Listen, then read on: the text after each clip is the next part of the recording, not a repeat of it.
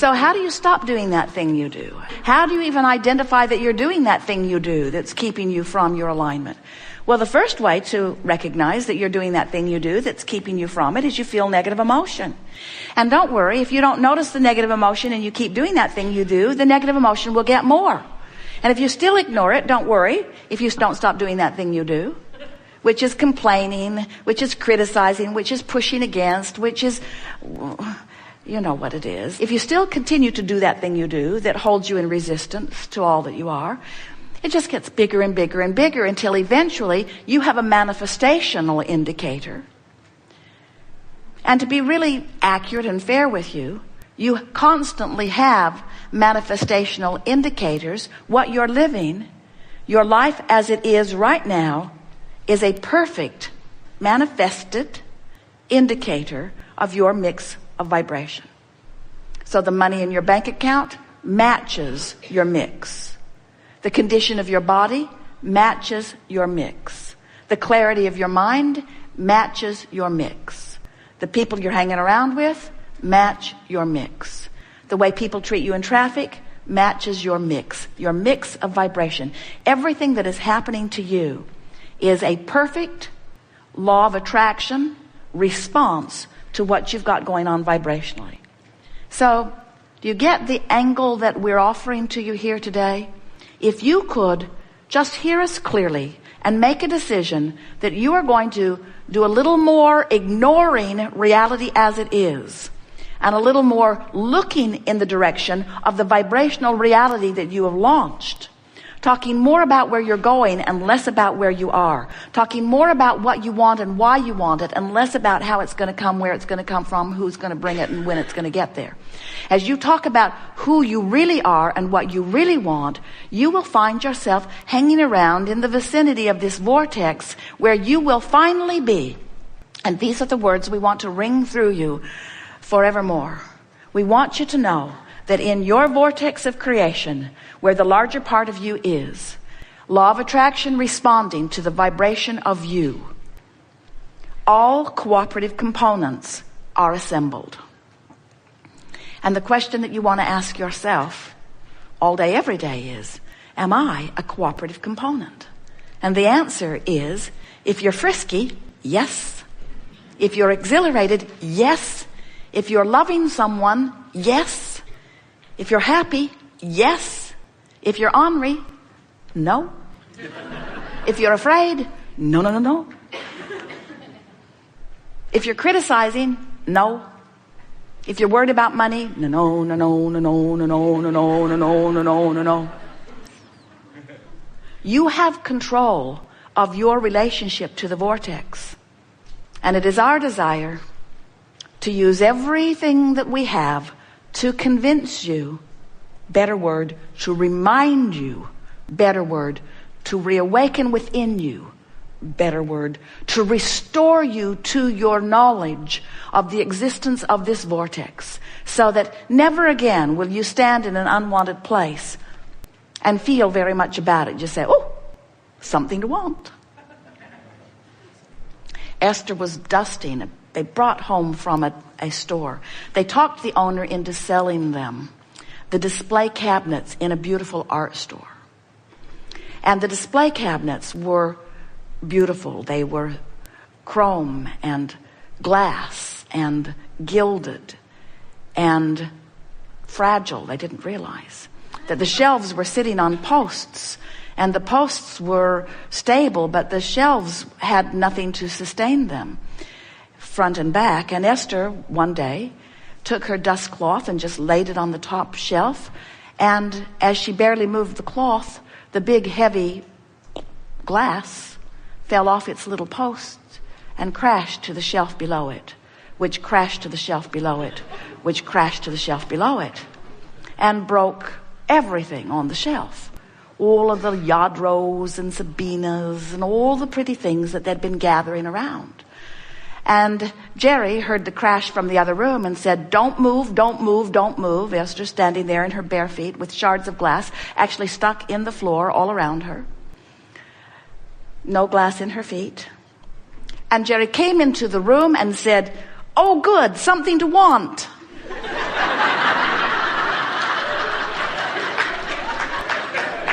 And he meant it. He meant it. He meant it. Because for weeks and months and years, Esther would see something pretty in a shop and Jerry would say, now where will you put it? And now Esther is saying, now I have a place for many new things.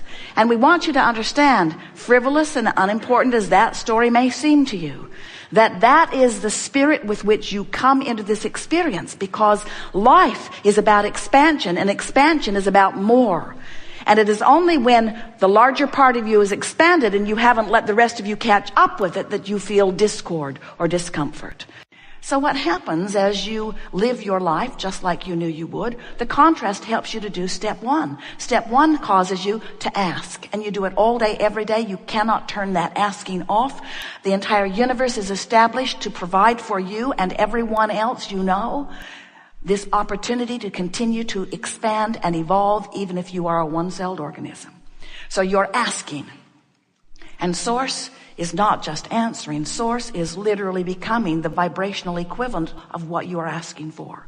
And because the inner being within you, the source within you, gives undivided attention to the new and improved expansion that you've carved out of your leading edge life experience, when you focus on the opposite of what you have now asked for, let's say it a better way, when you focus upon the opposite of what you have evolved to, do you get it? Do you get that life caused you to ask and the larger part of you evolved to a new vibrational stance? And when you don't go, you don't feel good. That's what that separation, that's what negative emotion is.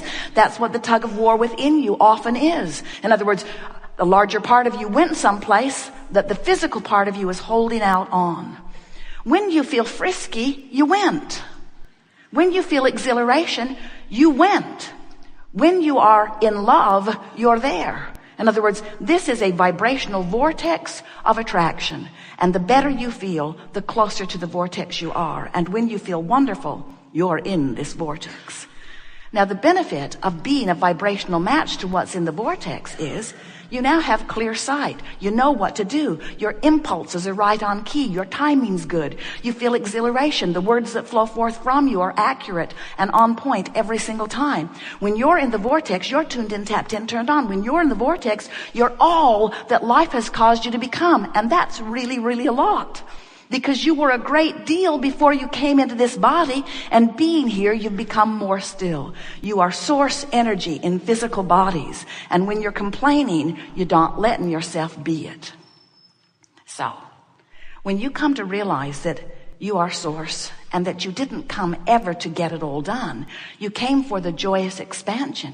You came for the opportunity to explore contrast and to give birth to new ideas. And then it was your absolute intention, once you gave birth to another rocket of desire, to turn as the source within you does and give your undivided attention to the new idea. You did not intend to look back at the contrast that caused you to ask in order to justify the asking by pointing out how bad it was. And yet in your physical form, you've made an art of that. You often are justifying or rationalizing or defending. I need it because I don't have it. It's not fair.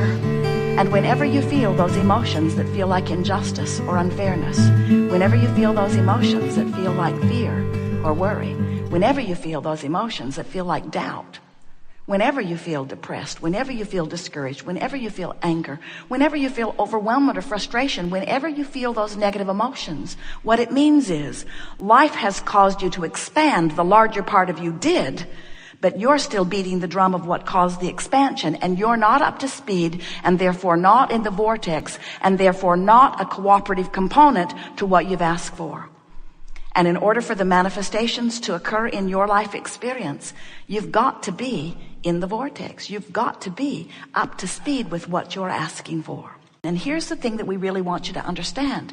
In this vortex of creation, where the larger part of you dwells, where law of attraction is assembling all cooperative components, that is the key reference for you to take away from this gathering. All cooperative components have already been assembled for the manifesting of all things that you are asking for. But the question that we want you to become aware of as you're here in this workshop today. We want you to ask yourself, am I in my physical form a cooperative component?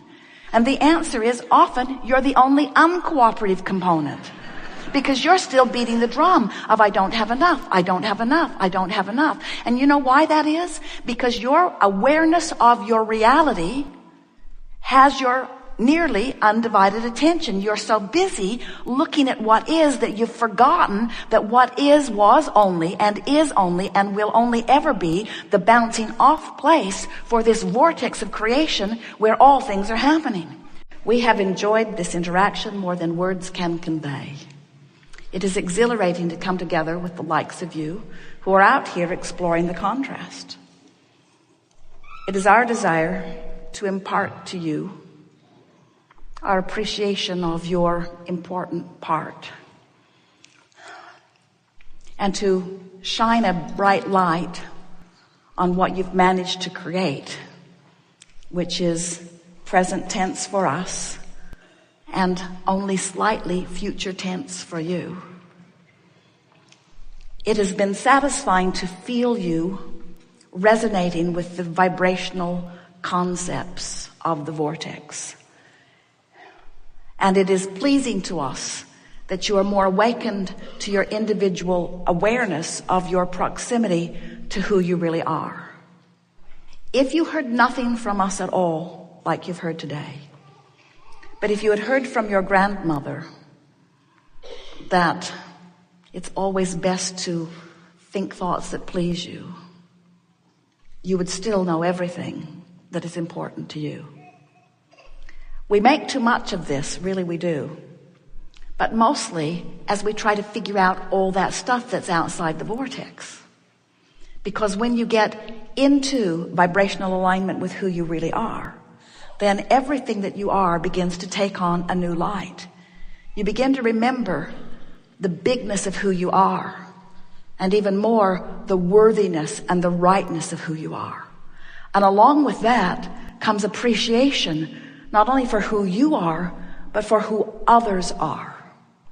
When you get the big picture of the value of all this contrast, then you can look at the differences that they are believing or the differences that they are living. And in those differences, you can begin to feel appreciation for the broadness of the playground that it creates for all of you. But it is only when you garner control of your own focus that you will be able to appreciate them in their differences rather than fear them. It is only when you understand that law of attraction is the basis of this universe and that there is no assertion anywhere. Nothing can assert itself into your experience. When you reach the place that you're understanding that in this attraction-based universe, that when you look at something and say yes to it, you include it in your vibration. But when you look at something and shout no to it, you include it in your vibration. But even more important, when you look at something and shout no at it, and it gives you that awful feeling that you call any number of negative emotions, that what it really means is you are taking a vibrational stance, a mental stance, a human physical stance that the source within you is not taking. And in doing so, you have created a departure, a temporary vibrational departure from the whole of that which is you, and therein lies your struggle, and therein lies 100% of your struggle. The only struggle that exists in the human experience, or any other, but it's mostly struggle in the human experience, exists because your life has caused you to expand, and for some screwy reason, you're not taking the expansion. Not yet, at least. We've enjoyed this immensely. There is great love here for you. And as always, we remain eternally and joyfully and expectantly incomplete.